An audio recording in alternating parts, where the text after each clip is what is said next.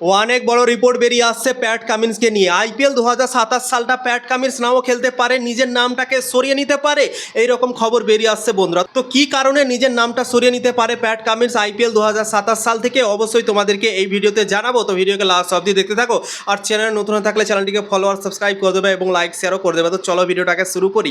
IPL 2026 সাল Pat Cummins খেললো, কিন্তু চোটের জন্য পুরো সিজনের জন্য অ্যাভেলেবেল ছিল না। প্রথম 7-8টা ম্যাচ সে খেলেনি এবং ঈশান কিষান তার জায়গায় ক্যাপ্টেন্সি করেছিল। তারপর যখন প্যাট কামিন্স ফিরে এসেছিল, অসাধারণ ক্যাপ্টেন্সি করলো এবং নিজের দলকে টপ 4-এ কোয়ালিফাই করালো বন্ধুরা। এবং এলিমিনেটর ম্যাচে রাজস্থান রয়্যালসের কাছে হেরে গিয়েছিল এবং এই আইপিএল 2026 সালটা তাদের জন্য শেষ হয়ে গিয়েছিল বন্ধুরা। কিন্তু এখন খবর বেরিয়ে আসছে কি আইপিএল 2027 সালে সানরাইজার্স হায়দ্রাবাদের ক্যাপ্টেন প্যাট কামিন্স নাও খেলতে পারে, নিজের নাম আইপিএল 2027 সাল থেকে সরিয়ে নিতে পারে বন্ধুরা। দুটো কারণ আছে, সেই দুটো কারণের জন্যই হয়তো আইপিএল 2027 সালটা সে নাও খেলতে পারে। এক নম্বর কারণ হচ্ছে 2027 সালে ইংল্যান্ড আর অস্ট্রেলিয়ার মধ্যেই অ্যাশেজ সিরিজ আছে, 5 ম্যাচের টেস্ট সিরিজ, ঠিক আছে। এই সিরিজটা অনেক বড় রাইভালরি দুই দলের মধ্যে, এবং ইন্ডিয়া আর পাকিস্তানের মধ্যে যেরকম রাইভালরি থাকে, সবাই এই ম্যাচগুলো দেখার জন্য মুখিয়ে থাকে যখনই ইন্ডিয়া পাকিস্তান খেলা হয়। সেরকমই কিন্তু অস্ট্রেলিয়া আর ইংল্যান্ডের মধ্যে ওইরকম একটা রাইভালরি আছে বন্ধুরা, সবাই মুখিয়ে থাকে এই সিরিজটা দেখার জন্য। তো তাই জন্যই প্যাট কামিন্স সেই সিরিজটা মিস করতে চায় না, এবং যেহেতু অ্যাশেজ সিরিজ আছে তাই জন্যই প্যাট কামিন্স সেই সিরিজটাতে পুরোপুরিভাবে অ্যাভেলেবেল থাকতে চাই বন্ধুরা। 2 নম্বর কারণ হচ্ছে 2027 সালে ওডিআই বিশ্বকাপ আছে। ওডিআই বিশ্বকাপ কত বড় একটা টুর্নামেন্ট তোমরা নিজেই জানো।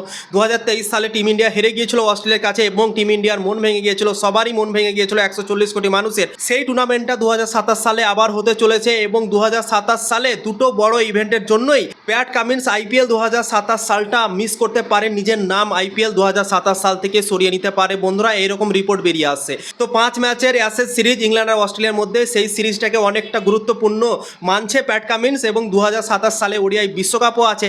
তো অনেকটা ওভারলোড হয়ে যাবে প্যাট কামিন্সের জন্য, তাই জন্যই আইপিএলটা সে পুরোপুরিভাবে মিস করে যেতে পারে, সে নাও আসতে পারে আইপিএল খেলতে।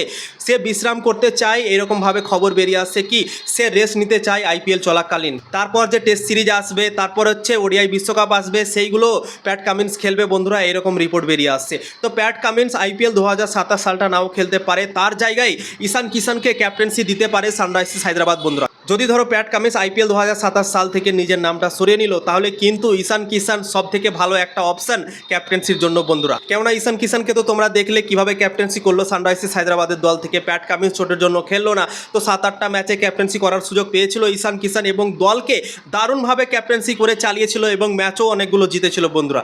তো তাই জন্যই আমার মনে হয় ঈশান কিষান পারফেক্ট হবে। প্যাট কামিন্স যদি না আসে, তাহলে কিন্তু ঈশান কিষান কি পার্মানেন্টলি ক্যাপ্টেন আমার মনে হয় করে দেওয়া উচিত। 2027 সালের পর 2028 সালের আইপিএল যখন আসবে, তখনও আমার মনে হয় ঈশান কিষানকে ক্যাপ্টেন রেখে দেওয়া উচিত। ঈশান কিষানকে লাগাতার ক্যাপ্টেন্সির সুযোগ দিয়ে দেওয়া উচিত 2027 সাল থেকে বন্ধুরা। আমার মনে হয় যদি সানরাইজার্স হায়দ্রাবাদ এই কাজটা করে, তাহলে আমার মনে হয় ভালো হবে সানরাইজার্স হায়দ্রাবাদের জন্য বন্ধুরা। তো ঈশান কিষান ভালো একটা অপশন সানরাইজার্স হায়দ্রাবাদের জন্য, যদি 2027 সালে প্যাট কামিন্স না আসে বন্ধুরা। তো ইনফরমেশন যদি ভালো লেগে থাকে, অবশ্যই লাইক শেয়ার করে দেবে।